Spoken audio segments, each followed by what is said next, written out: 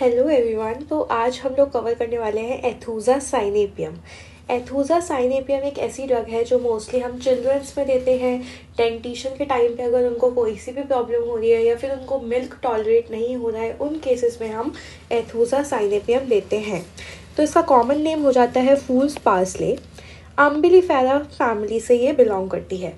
Constitution क्या हो जाएगा, तो मेनली वो चिल्ड्रंस जिनको कि डेंटिशन के टाइम प्रॉब्लम हो रही है, वो भी कब, हॉट समर वेदर में। अगर कोई भी डेंटिशन की प्रॉब्लम हॉट समर वेदर में हो रही है तो उस केस में हम एथुसा देंगे। Children's who cannot not bear milk, ऐसे जो चिल्ड्रंस होते हैं उनमें मिल्क की टॉलरेंस पावर बहुत ही कम होती है। मेंटल जनरल्स क्या हो जाएंगे, इडियोसी इन चिल्ड्रन, यानी कि उनकी इनकेपेसिटी टू थिंक, कंफ्यूज, सोच ही नहीं पा रहे हैं कुछ भी, ऐसे बच्चे जो होते हैं। फिजिकल जनरल्स में क्या आएगा, बहुत वीकनेस है। अब ऑब्वियस सी बात है, अगर किसी को डेंटिशन के टाइम पर प्रॉब्लम हो रही है, वो मिल्क बियर नहीं कर पा रहा है, तो इसमें वीकनेस तो आएगी ही आएगी। क्यों? क्योंकि उसको मिल्क बियर ना होने की वजह से जैसे ही वो मिल्क लेगा वैसे ही उसको वॉमिटिंग होनी शुरू हो जाएगी, तो इसलिए उसमें बहुत ज़्यादा वीकनेस है। चिल्ड्रन जो चाइल्ड होगा वो स्टैंड भी नहीं कर पा रहा है, अपना होल्ड भी नहीं कर पाएगा हेड को। प्रोस्ट्रेशन विथ स्लीपीनेस, यानी कि बहुत ज़्यादा थकावट, नींद के साथ साथ वॉमिटिंग के बाद उसको दिक्कत हो रही है, स्टूल के बाद दिक्कत हो रही है। कंप्लीट एब्सेंस ऑफ थर्स्ट, यानी कि प्यास बिल्कुल भी नहीं लगेगी। ठीक है, ऐसा हमको एपिस मेलिफिका में भी देखने को मिलता है। अब इसके बाद में हम देखते हैं ये पिक्चर, इसके जो हम समझने की कोशिश करते हैं। दिस इज अ चाइल्ड, ये जो चाइल्ड है इसमें हमको ये देखने को मिल रहा है, ये क्या है, ये मार्क्ड लीनिया नेजेलिस बोलते हैं हम इसको। लीनिया नेजालिस, यानी कि ये जो लाइन होती है जो माउथ और नोज़ के बीच में होती है, अगर ये मार्क्ड है यानी कि ये दिख रही है, विजिबल है, तो वो हो जाएगी लीनिया नेजालिस मार्क्ड।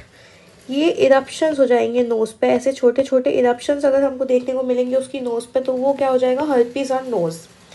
ये चाइल्ड क्या सोच रहा है, आई कांट टेक मिल्क, यानी कि मैं मिल्क नहीं ले पाता हूँ बिल्कुल भी। जब भी मैं दूध पीता हूँ तो उसकी वजह से मुझे डायरिया और वॉमिटिंग आने लग जाता है, यानी कि उसका पेट उसको एब्जॉर्ब नहीं कर रहा है, डाइजेस्ट नहीं कर रहा है, और वो वॉमिटिंग या फिर डायरिया वाली कंडीशन में जा रहा है। डेंटिशन की वजह से उसको सारी कंप्लेंट्स आ रही हैं, यानी कि यहाँ पे इसको दांत आने शुरू होंगे, वैसे ही उसको कंप्लेंट्स भी आनी शुरू हो जाएंगी। वॉमिटिंग किसकी करेगा, वो कर्डल्ड मिल्क की। वाइट फ्रोथी मैटर, यानी कि जब वो वॉमिटिंग कर रहा होगा तो उसमें वाइट फ्रोथी मैटर हमको देखने को मिलेगा, जिसको कि हम चीज़ लाइक भी बोलते हैं। चीज़ लाइक मैटर की अगर वो वॉमिटिंग कर रहा है। Regurgitation of food an hour after eating, यानी कि उसने खाना खाया उसके जस्ट 1 घंटे बाद में उसको वापस उसकी डकार आने लग जाएगी या फिर उसको बेल्चिंग बहुत ज़्यादा होगी। Great prostration, sleepiness, eyes turn downward, उसकी आंखें झुकी हुई हैं। क्यों झुकी हुई हैं? क्योंकि वो बहुत ज़्यादा थका हुआ है, उसकी आंखों में नींद भरी हुई है। तो आई होप ये पिक्चर आपको समझ आई होगी। इसके बाद ये जो इसका माइंड मैप है ये हम देखेंगे। पहले हम कवर करते हैं फेस। फेस पर बहुत ज़्यादा एंजाइटी और पेन देखने को मिलेगा, है ना। वेल मार्क लीनिया नेज़ेलिस, ये अभी हमने पिक्चर में देखा। फीचर एक्सप्रेसिव, यानी कि उसके फेस पे ही पेन और एंजाइटी हमको देखने को मिलेगी। हर्पिटिक इरप्शंस होंगे on the end of the nose. अब जीआईटी के सिम्टम्स में क्या हो जाएगा, जो टीथिंग चिल्ड्रंस हैं वो मिल्क को टॉलरेट नहीं कर पा रहे हैं, इनडाइजेशन हो रहा है उनको मिल्क का, उसकी वजह से सडन वॉमिटिंग हो रही है। कैसे मटेरियल की, कर्डल्ड मिल्क की या फिर चीज़ी मैटर की। कर्डल्ड मिल्क का मतलब होता है दही जैसा जो दूध निकलेगा उसके मुंह में से। रीगर्गिटेशन ऑफ फूड, यानी कि उसको बेल्चिंग होगी, बहुत ज़्यादा डकार आएगी जस्ट आफ्टर ईटिंग या फिर 1 घंटे बाद में। और जो वॉमिटिंग होगी वो कैसी हो रही है, ग्रीनिश वॉमिटिंग हो रही है। इनटॉलरेंस ऑफ मिल्क, मिल्क को वो बिल्कुल भी टॉलरेट नहीं कर पा रहा है, चाहे वो किसी भी फॉर्म में हो, यानी कि मदर मिल्क हो, गोट का मिल्क हो, काऊ का, बफेलो का, उसको कैसा भी मिल्क टॉलरेटेबल नहीं है। वीकनेस जो होगी उसकी वजह से ड्राउजीनेस आएगी। नर्वस सिस्टम कैसा हो जाएगा, एपिलेप्टिक स्पाज्म आएंगे। क्लेंच्ड थम्स, इसके जो स्पाज्म होते हैं ना वो बहुत इंपॉर्टेंट होते हैं।